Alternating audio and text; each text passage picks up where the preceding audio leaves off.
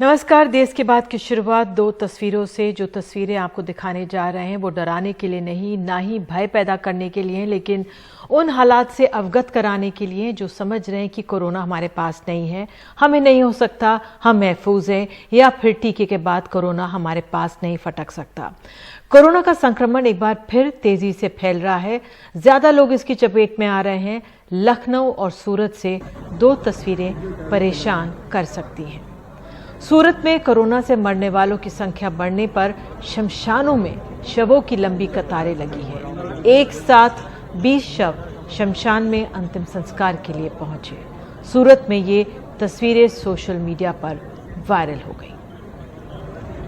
तो ये तस्वीरें सूरत के बाद अब बात लखनऊ की। यहां पर भी हालात खराब दिख रहे हैं।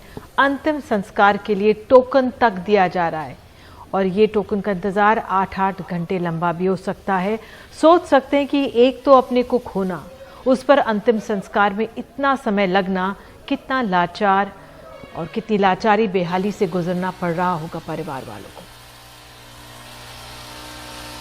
और कुछ देर पहले हमारे सहयोगी कमाल खान ने एक जानकारी यहां से भेजी है शमशानों को लेकर। आइए देखते हैं। लखनऊ में ये विद्युत शवदाह गृह है। यहाँ पे कोविड से जिनकी मौत हो रही है वो लोग यहाँ आ रहे हैं। ये एम्बुलेंस खड़ी हुई हैं, सड़क के दोनों तरफ एम्बुलेंस की भीड़ है और ये हालत हो गई है कि यहाँ पे बॉडीज़ इतनी ज़्यादा आ रही हैं कि क्रिमेट करने में उनको मुश्किल हो रही है, तो लिहाजा टोकन दिया जा रहा है। तो हमारे साथ आपका नाम क्या है? आलोक पराड़कर। आलोक पराड़कर जी हैं, बहुत सीनियर जर्नलिस्ट हैं और पराड़कर जी के पोते हैं। क्या हुआ है, किसका निधन हो गया और कितना नंबर मिला है? जी, मेरे ससुर हैं थे सुहास बापट, उनका कोरोना के कारण कल रात में निधन हो गया पीजीआई में। और जब मैं आया यहाँ तो मुझे बताया गया कि उनका 8वें नंबर पर अंतिम संस्कार होगा और हर अंतिम संस्कार के लिए यहाँ 1 घंटे लगते हैं। तो इस प्रकार मुझे 8 घंटे की लंबी प्रतीक्षा से गुजरना होगा। हमारे डॉक्टर साहब, इनके पिताजी की डेथ हो गई है कल। तो कौन सा नंबर मिला है? 8 नंबर मिला है आपको। अभी 8वां नंबर है? हाँ, इसने सुबह 1.5 बिफोर 1.5 घंटे पहले सुबह मैं 9:30 बजे यहाँ पर था, तब 8 नंबर मिला। तो अभी कितना टाइम लग जाएगा? 9:30 बजे से आए हैं तो हमारे कल 6 से 7 घंटा लगेगा। 45 मिनट लगता है एक फिनरल में, तो 8 का मतलब हो गया 6 घंटे से ऊपर, मोर देन 6 आवर्स। बहुत सारे लोग हैं, ये सारे लोगों अलग अलग परिवार के लोग हैं जो किसी न किसी को यहाँ पर लेकर आए हुए हैं। बाहर जो शमशान गृह के बाहर की जो सड़क है, ये सड़क पे देख सकते हैं कि थोड़ी थोड़ी देर में जाम लग जाता है, क्योंकि इतनी एम्बुलेंसेज यहाँ पे आ रही हैं और इतने लोग यहाँ से गुज़र रहे हैं कि यहाँ जाम लग जा रहा है। ये शमशान गृह का जो गेट है, आप देख सकते हैं कि इसके अंदर जाने का रास्ता नहीं है। इतनी एम्बुलेंसेज यहाँ पे आकर के पार्क हो गई हैं। तो ये हालत है। वो ज़माना शायद ये भी लोगों को देखना था कि मरघट पे भी टोकन बटेगा और 8-8 घंटे अंतिम संस्कार के लिए इंतज़ार करना पड़ेगा। लखनऊ में आलोक पांडे और कैमरामैन राजेश गुप्ता के साथ कमाल खान, NDTV इंडिया। और हमारे साथ हमारे वरिष्ठ सहयोगी कमाल खान मौजूद हैं। कमाल, ऐसा क्यों लग रहा है अचानक जो लखनऊ से इस तरह से खबर आई, टोकन दिया जा रहा है अंतिम संस्कार के लिए, इतना समय लग रहा है, अचानक हालात क्या खराब हुए लखनऊ में?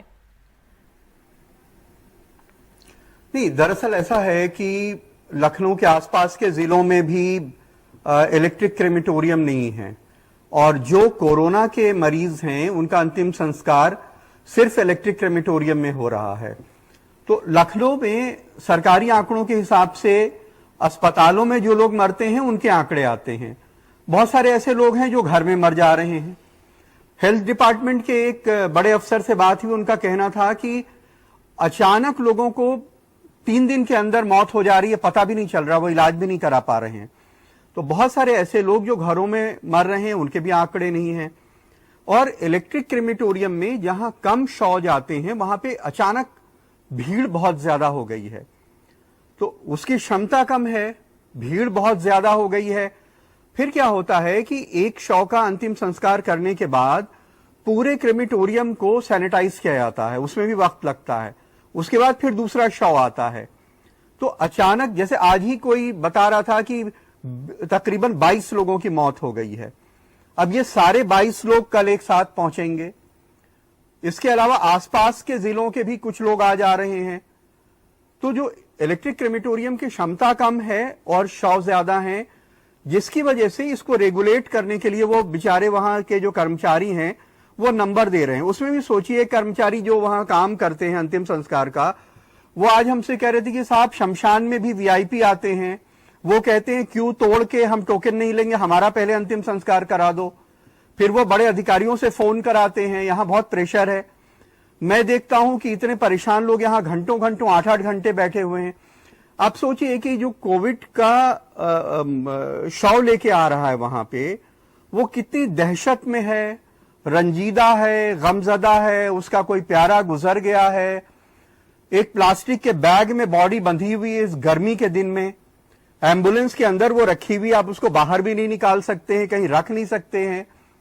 और 8-8 घंटे वो सड़क के किनारे बैठा हुआ है कि कब उसका नंबर आएगा और कब वो अंतिम संस्कार कर पाएगा। तो ये एक बहुत तकलीफ दे हालत है।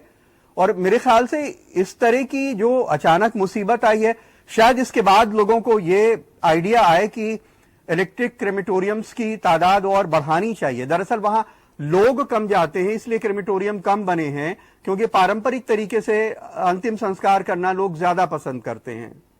जी कमाल, संक्षेप में अगर बता सके, प्रशासन से क्या कुछ प्रतिक्रिया आई है इस पे, कि जिस तरह से आपने कहा कि कुछ इंतजाम और हो सके, आसपास के इलाकों से भी लोग आ रहे हैं तो? नहीं, देखिए ऐसा है कि नगर निगम जो ये संचालित करता है उसका कहना था कि एक क्रेमेटोरियम की एक यूनिट जो है यहाँ पे खराब थी, और जब बहुत भीड़ हो गई तो उसको जल्दी ठीक कराने के लिए ऑर्डर किए गए हैं। और वो यही कह रहे हैं कि हम उसको रेगुलेट करने की कोशिश कर रहे हैं, क्योंकि अचानक इतनी भीड़ हो गई है। अब शमशान बनाने के लिए तो सरकार के स्तर पे कोई फैसला होगा कि क्या इलेक्ट्रिक क्रेमेटोरियम्स की संख्या बढ़ानी चाहिए और बढ़ाए जाने चाहिए, क्योंकि इस तरह के हालात में ऐसी नौबत ना आए कि किसी का शवदाह के लिए टोकन बांटने की जरूरत पड़े। बिल्कुल कमाल, आपने ये खबर दी, बहुत बहुत धन्यवाद इस जानकारी के लिए। लेकिन वाकई में बहुत ही लाचार कर देती एक परिवार को जब इतना इंतजार करना पड़े, अपना जो करीबी ऐसा पड़ा हो। बहरहाल आपको बता दें, कोरोना के बढ़ते संक्रमण की इसका फैलाव गंभीर हालात पैदा कर रहा है। पिछले 24 घंटे में 1,26,000 मामले सामने आए हैं और 685 लोगों की मृत्यु हो गई है। सरकार के अनुसार 87 करीब आप कह सकते हैं 88% मामले 9 राज्यों से हैं। महाराष्ट्र, पंजाब, चंडीगढ़, उत्तर प्रदेश, कर्नाटक, गुजरात, दिल्ली, तमिलनाडु, केरल और मध्य प्रदेश से हैं। प्रधानमंत्री की मुख्यमंत्रियों के साथ बैठक कुछ ही देर में होने जा रही है और इससे पहले वैक्सीन की कमी को लेकर राज्य स्वास्थ्य मंत्रियों ने केंद्र को आड़े हाथों लिया है। महाराष्ट्र अब तक एक दिन में सबसे ज्यादा करीब 60,000 मामले दर्ज किए हैं। वहां पर मुंबई में 26 वैक्सीन सेंटर बंद किए गए हैं। सतारा में वैक्सीन की कमी को देखते हुए टीकाकरण बंद कर दिया गया है। उत्तर प्रदेश में लखनऊ, वाराणसी, प्रयागराज और कानपुर में रात का कर्फ्यू लगा दिया गया है।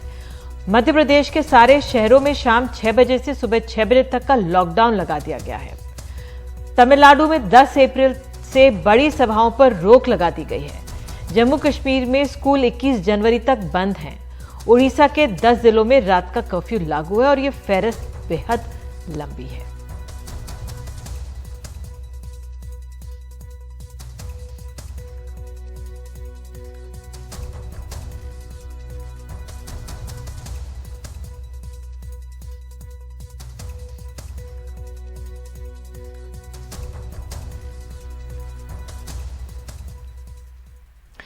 तो कोरोना एक शारीरिक आघात तो पहुंचा रहा है, लेकिन इसका जीवन यापन पर भी कम गंभीर असर नहीं है। बढ़ते संक्रमण के मामलों को देखते हुए हर राज्य, शहर अपने मिनी लॉकडाउन के नियम बना रहा है, जिसका सीधा असर रोजगार पर पड़ रहा है। अब पिछली बार की तरह एक बार फिर कामकाज ठप हो रहा है। नतीजतन एक बार फिर से कामगार वर्ग अपने गांवों की ओर वापसी कर भविष्य को लेकर चिंतित है। रायपुर रेलवे स्टेशन पर पिछली बार की तरह नजारा है। देखते हैं वहां से रिपोर्ट।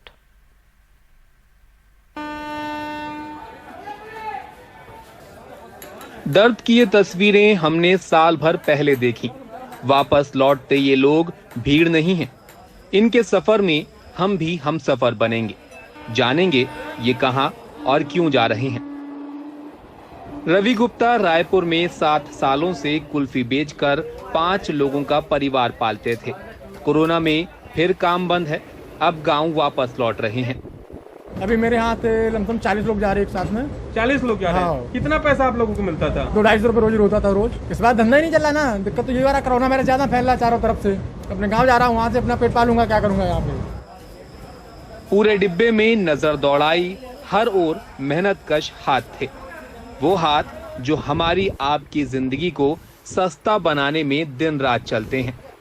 आज उनकी आंखें बेबस हैं, पेट भूखा है। यूपी जा रहे हैं। क्या दिक्कत हो रहा है आप लोगों को? कपड़े का सेल करते हैं, उधर पे गांव में बोलते हैं इधर मत घूमो, कोरोना महामारी में आप ऐसे घूम रहे हो। यहाँ बर्फ का काम बच्चे कर रहे थे। घर का काम? हाँ। कितना पैसा मिलता था आपको? अब क्या 200-250 रुपए पैदा बच्चे करते थे। तो अब कोरोना वायरस का प्रकोप फैला। अब क्या कुछ बच्चों को मिल ही नहीं रहा। बाहर से पर बदली करा दी, खाते नहीं देते हैं कोरोना की वजह से। यहाँ इसलिए बच्चा घर जा रहे हैं, ये ले जा रहे हैं, क्या खाएंगे यहाँ पर। यहाँ भी तो नाइट कर्फ्यू लग गया है, रायपुर में भी सब मेला वगैरह कैंसिल हो गया है, तो यहाँ क्या करेंगे, भूखा थोड़ी मरेंगे, तो घर ही जाएंगे। परिवार में कौन कौन लोग हैं आपके? परिवार में सब है, मगर सब गाँव में यहाँ कोई नहीं। हम मतलब 2-3 भाई लोग थे, तो सब जा रहे सब। मैं यूपी को जा रहा, मैं काम करने को आए थे, काम बंद हो गया। क्या काम करते थे?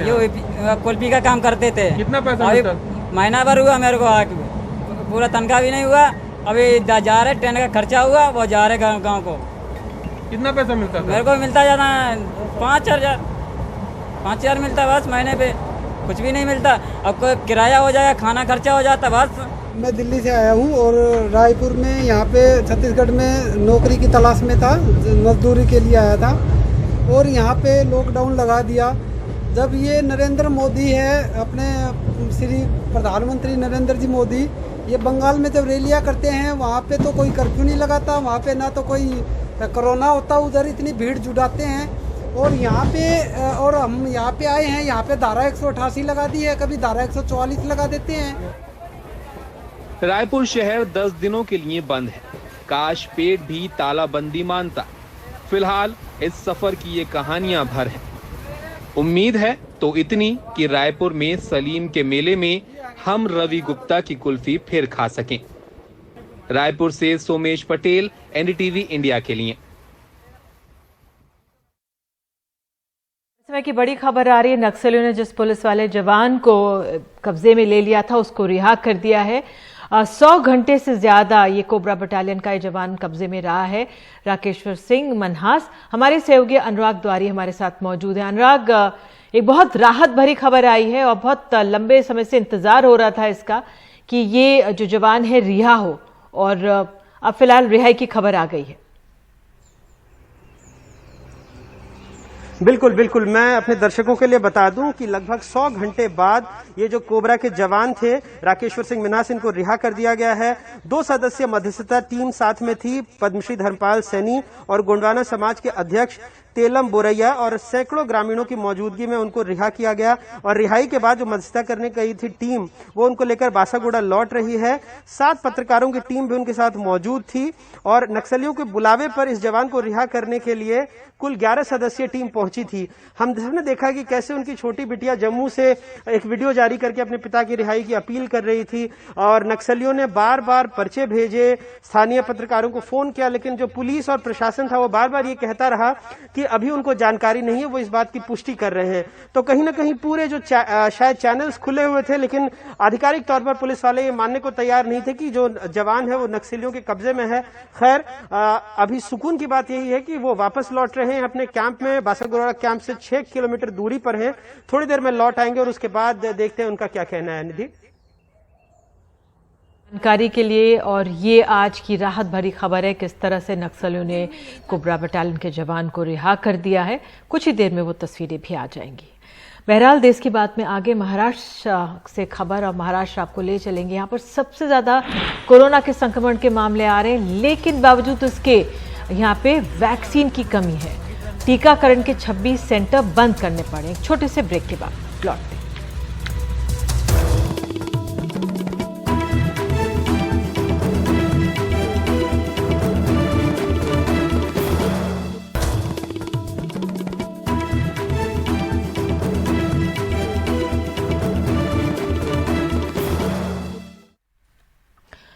बात अब महाराष्ट्र की सबसे ज्यादा मामले यहाँ सामने से आ रहे हैं। टीका लगाने की यहाँ जरूरत होगी, तेज रफ्तार भी है, लेकिन 4.5 लाख प्रतिदिन के हिसाब से वैक्सीन यहाँ पे लग रहा था, लेकिन अब अचानक कई टीका सेंटर बंद भी करने पड़ रहे हैं। हमारे सहयोगी, वरिष्ठ सहयोगी अभिषेक शर्मा हमारे साथ मौजूद हैं।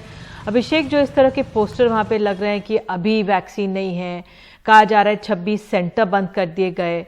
सोहित भी मैं देख सकती हूँ, नासिक से सोहित भी हमारे साथ जुड़े हुए हैं। लेकिन पहले अभिषेक, आपसे क्या स्थिति है मुंबई में, महाराष्ट्र में टीकाकरण को लेकर? देखिए, मैं आपको स्थिति बता देता हूँ। ये सबसे बड़ा कोविड वैक्सीनेशन सेंटर है। इसमें आपको बस चंद 1-2 लोग बैठे हुए दिख रहे हैं। ये 8 बजे तक यहाँ पे चलता है वैसे वैक्सीनेशन। ये एक बहुत सबसे बड़ा सेंटर है मुंबई का, लेकिन वहाँ पर हाल इस वजह से बंद है क्योंकि अंदर से खबर दी जा रही है कि अब वैक्सीन खत्म हो चुकी है। जो लोग बस बचे हुए लोग हैं जिनको थोड़ा बहुत दी जा रही है, वो बहुत पहले रजिस्टर्ड थे, उनकी आखिरी डोजेज चल रहे हैं। लेकिन इंस्टेंट रजिस्ट्रेशन है, जो आप आए, वॉक इन करें और आपको तुरंत वैक्सीन मिल जाती थी, वो सिस्टम पहले ही बंद किया गया है और अब जो है यहाँ पे भी बंद किया है। ऐसा हर तकरीबन पूरे शहर में यही आलम है इस समय। बाकी के जो महाराष्ट्र के जो इलाके हैं, सतारा, सांगली, रत्नागिरी, सिंधुदुर्ग, अमरावती का कुछ पॉकेट है, वहाँ पर वैक्सीन नहीं है। बीड़ में इसकी दिक्कत है, गोंदिया में खत्म हो चुकी है वैक्सीन। तो वैक्सीन खत्म होने का मतलब निधि ये है कि आप अगर आज वैक्सीन बंद करते हैं तो फिर आपको इसका जो बैकलॉग है उसको क्लियर करने में ही, इसको साफ करने में ही आपको 2-3 दिन और लग जाते हैं। तो नए रजिस्ट्रेशन मुश्किल में होंगे। और देखिए, ये एक लड़ाई चल रही है। अभी थोड़ी देर पहले केंद्रीय स्वास्थ्य मंत्री डॉक्टर हर्षवर्धन ने ट्वीट करके ये जानकारी दी है कि तकरीबन 1 करोड़ से ऊपर हमने वैक्सीन महाराष्ट्र को दी है और दूसरे नंबर पर गुजरात है। गुजरात को भी 1 करोड़ के करीब मिली है, लेकिन आबादी में फर्क है। महाराष्ट्र की आबादी 12 करोड़ के करीब है और अगर मैं गुजरात की आबादी मुझे सही से याद है तो तकरीबन 6 करोड़ उसकी आबादी है, 6-6.25 करोड़। तो आप देखिए कि महाराष्ट्र में मामले ज्यादा हैं, महाराष्ट्र ज्यादा प्रभावित है, महाराष्ट्र ज्यादा मुश्किलों में है, लेकिन वैक्सीन की सप्लाई यहाँ पर उतनी है जितनी पड़ोसी राज्य को है। तो एक सौतेला व्यवहार की शिकायत यहाँ की सरकार कर रही है। आज जो यहाँ के स्वास्थ्य मंत्री थे उन्होंने भी प्रेस कॉन्फ्रेंस की और प्रेस कॉन्फ्रेंस में ये बताने की कोशिश की कि देखिए, महाराष्ट्र में सबसे ज्यादा वैक्सीनेशन एक दिन में हो रहा है। महाराष्ट्र की इस समय capacity 4.5 lakh vaccine per day की है और इसको बढ़ाकर 6 लाख तक किया जा सकता है अगर सरकार सप्लाई लगातार दे। 2 या 3 दिन की सप्लाई है अभी बची हुई है कुछ जगहों पर। पुणे में अब जो नए अपॉइंटमेंट है वो बंद हो चुके हैं। तो आप अंदाजा लगा सकती हैं निधि कि मुश्किल में इस वजह से है कि कोरोना एकमात्र आशा है कि अगर आप माफ करिए, कोरोना वैक्सीन एकमात्र आशा है। जब आपको अगर दोबारा इन्फेक्शन हो भी रहा है तो अब तक के जो आंकड़े मिले हैं उनसे ऐसा लगता है कि अगर आपने वैक्सीन ली है तो आपको जान पे नहीं बन के आएगी। तो ये इस वैक्सीन का फायदा है। और महाराष्ट्र बिल्कुल, ये आपने बहुत अहम बात की है। लोगों को बार बार ये बताना जरूरी है कि वैक्सीनेशन लगाएंगे तो उसका संक्रमण का असर ज्यादा घातक नहीं होगा। हमारे साथ नासिक से सोहित मिश्रा मौजूद हैं। नासिक से भी खबर आ रही है कि वहां पे ऑक्सीजन सिलेंडर्स की कमी है। महाराष्ट्र से ये खबर भी आई थी रेमडेसिविर जो दवाई उपचार में प्रयोग में आती है उसकी भी कमी है। क्या स्थिति नासिक में, सोहित? जी देखिए, सुबह से मैं आपको बता सकता हूँ रेमडेसिविर के लिए लंबी लंबी कतारें लगी हुई हैं। लोग सुबह 4 बजे से, आप सोचिए कि रेमडेसिविर के लिए लाइन लगाते हैं, 40 से 50 किलोमीटर दूर से आते हैं। और लाइन केवल दवाई मिलने के लिए या इंजेक्शन मिलने के लिए नहीं, बल्कि उसके टोकन के लिए होती है, क्योंकि टोकन मिलने के बाद आपको दोबारा अस्पताल जाना होगा। अस्पताल जाकर आपको डॉक्टर से सर्टिफिकेट लेना होगा, उसके बाद वापस लौटना होगा, तब जाकर आपको रेमडेसिविर की दवाई मिलेगी। तो उसके लिए सुबह से ही लगातार लाइन लग रही है। रही बात ऑक्सीजन सिलेंडर की, तो अभी हम एक निजी अस्पताल में गए थे। वहाँ पे आप सोचिए कि वेंटिलेटर में 6 लोग हैं, जिसमें से केवल 1 को ही शिफ्ट किया जा सका है। वो वेंटिलेटर, वो जो अस्पताल है, निजी अस्पताल, उन्होंने सभी जितने लोग उनके यहाँ पर भर्ती थे उनके परिवार वालों को बुलाया, उनको कहा कि हमारे यहाँ पर ऑक्सीजन आज शाम को खत्म हो जाएंगे, तो आप कोशिश कीजिए कि अपने लोगों को कहीं और शिफ्ट करें। हम उसमें से कुछ लोगों से बात कर रहे थे। एक की जो माँ है उनकी उम्र 73 वर्ष है, वो 17 दिनों से एडमिट है, वेंटिलेटर पर हैं हैं वो सुबह से कई जगहों पर कोशिश कर रही हैं, कहीं पर भी ऑक्सीजन सिलेंडर या कहीं पर भी कोई अस्पताल में जगह मौजूद नहीं है। और ये केवल निजी अस्पताल की बात नहीं है, सरकारी अस्पताल में भी मैं आपको बता दूं जहां पर 700 बेड्स हैं वहां पर 710 720 लोगों को एडमिट किया गया है। दवाइयों की कमी कई जगहों पर है, ऑक्सीजन सिलेंडर्स की कमी कई जगहों पर है। और उसी की वजह से मैं जहां पर मौजूद हूं, ये मेरे पीछे आप जो देख रहे हैं ये कलेक्टर ऑफिस है जहां पर केंद्र सरकार की एक टीम आई हुई है। अभी यहाँ पर बैठक चल रही है। बैठक के बाद हम भी कलेक्टर साहब से यही पूछने की कोशिश करेंगे कि आखिर कई नियम तो बना दिए गए कोविड को लेकर, लेकिन जो व्यवस्था थी वो भले रेमडेसिविर की हो, वो भले ऑक्सीजन सिलेंडर्स की हो या वो भले बेड्स की हो, उसके लिए क्या कुछ किया गया है? क्योंकि पिछले 10 दिनों से अगर बात करें तो ये अहम बात कह रहे हैं। मेरे पास समय कम है इसलिए मुझे रोकना पड़ रहा है। आप लोगों को बहुत बहुत धन्यवाद और उम्मीद है कि महाराष्ट्र में टीकाकरण ज़्यादा तेजी आए, टीका का सप्लाई ज़्यादा हो और जो व्यवस्थागत जो चीज़ें हैं चरमरा रही हैं उनको ठीक किया जा सके। एक छोटा सा ब्रेक ले रहे हैं, लेकिन इस समय की जो बड़ी खबर और राहत भरी खबर आई थी कि जो हमारा जवान राकेश्वर सिंह को रिहा किया है नक्सलियों ने, उन्हीं से जुड़े हुए कुछ दृश्य भी आ रहे हैं, वो जानकारी देंगे। बने रहिए एनडीटीवी इंडिया के साथ।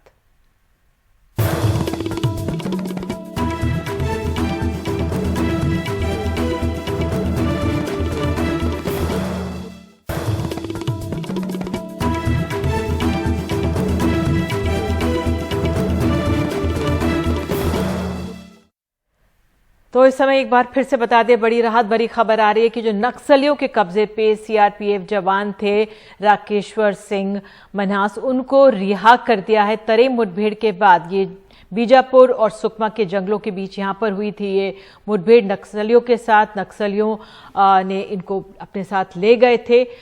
अब उनकी पत्नी और बेटी ने उनको सकुशल छोड़ने की अपील की थी और हम दृश्य देख सकते हैं। बेहद खुश हैं जो घर परिवार है, हमारे लड्डू बट रहे हैं परिवार में। हमारे सहयोगी अनुराग द्वारी ने उनकी बिटिया से भी बात की थी, पत्नी से बात की थी, जिन्होंने अपील की थी मीडिया द्वारा कि सरकार बात करे और इनको छुड़वाए। और ये जिस तरह से अभी कुछ देर पहले हमें अनुराग द्वारी ने बताया कि बात चल रही थी सरकार के स्तर पे जो सार्वजनिक तौर पे नहीं थी, और अब ये बड़ी उपलब्धि हासिल हुई है कि ये जो जवान हैं वो रिहा हो गए और बताया जा रहा है सैकड़ों गांव वालों के सामने उनको रिहा किया गया है। आइए सुनते हैं उनकी पत्नी का क्या कहना है। मैं बहुत खुश हूँ और मैं सबसे पहले थैंक्स गॉड भगवान को बोलूँगी, उसके बाद गवर्नमेंट को बोलूँगी, central government, state government, Chhattisgarh government, उसके बाद मीडिया को और फोर्स को बोलूँगी थैंक्स सो मच। हाँ, सरकार पे भरोसा था बट सरकार अपनी तरफ से कुछ बोल नहीं रही थी, कुछ स्टेटमेंट नहीं आ रहा था, उसकी वजह से हम परेशान थे। बट कुछ मैं भी समझती हूँ उनके कुछ सीक्रेट्स होंगे वो जो मीडिया को या हमें वो लूज नहीं करना चाहते। ठीक है, मैं उनको भी थैंक यू सो मच बोलती हूँ। अगर नहीं बताया तो उनकी कोशिशों से आज हाँ, उनकी कोशिश करने से ही आज जो है हमें मेरा हस्बैंड जो है वो मुझे वापस मिले। और देश की बात में आगे है, काशी विश्वनाथ मंदिर और ज्ञानव्यापी केस में कोर्ट ने पुरातत्व सर्वेक्षण के आदेश दिए।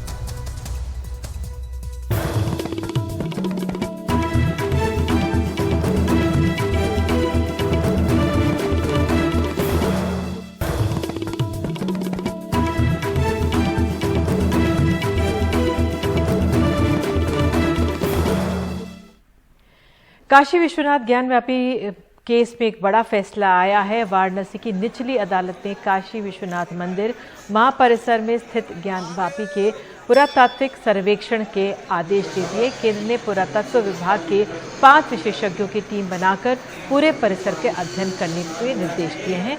इससे ज्यादा जानकारी दे रहे हैं हमारे सहयोगी अजय सिंह। वाराणसी की फास्ट ट्रैक कोर्ट की सीनियर डिवीजन की बेंच ने विश्वनाथ मंदिर और उसी परिसर में ज्ञानवापी मस्जिद को लेकर के एक फैसला सुनाया है। ये फैसला 1991 में जो एक वाद दाखिल हुआ था कि जो ज्ञानवापी मस्जिद है उसके नीचे तहखाने में स्वयंभू विश्वेश्वर की मूर्ति विराजमान है जो तकरीबन 100 फीट की है और उसे हटा करके उसे जो है पत्थर से ढक दिया गया और उसके ऊपर एक मस्जिद तामील कर दी गई। मंदिर के बहुत से अवशेष वहाँ इर्द गिर्द नज़र आ रहे हैं। उसके बगल में एक नंदी जो है वो नज़र आ रहे हैं।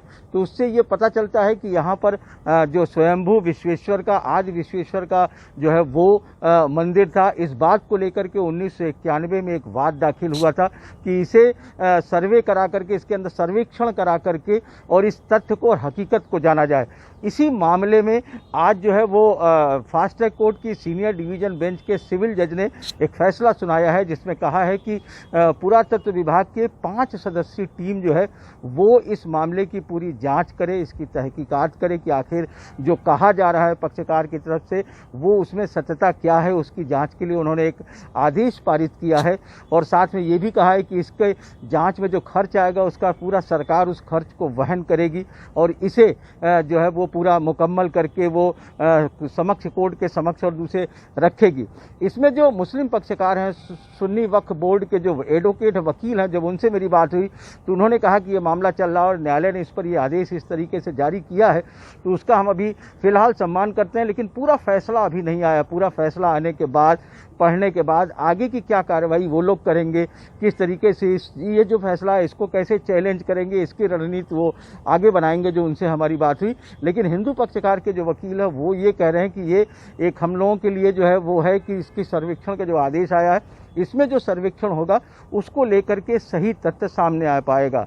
तो आज जो ये फैसला आया इस बात को लेकर के बनारस उसके आसपास जो है वो काफ़ी चर्चा है, क्योंकि विश्वनाथ मंदिर और ज्ञानवापी मस्जिद जो है वो बहुत समय से जो है विश्वनाथ मंदिर यहाँ पर तामील है, ज्ञानवापी मस्जिद भी तामील है और उसको लेकर के है। और इस समय जो विश्वनाथ मंदिर का जो इलाका उसका विस्तारीकरण किया जा रहा है, कॉरिडोर बनाया जा रहा है, गंगा पाथवे बनाया जा रहा है, तो उसको लेकर के भी विश्वनाथ मंदिर इन दिनों काफ़ी चर्चा में था और अब ये फैसला आने के बाद और ज़्यादा इर्द गिर्द के इलाके में चर्चा है। वाराणसी से अजय सिंह, NDTV इंडिया।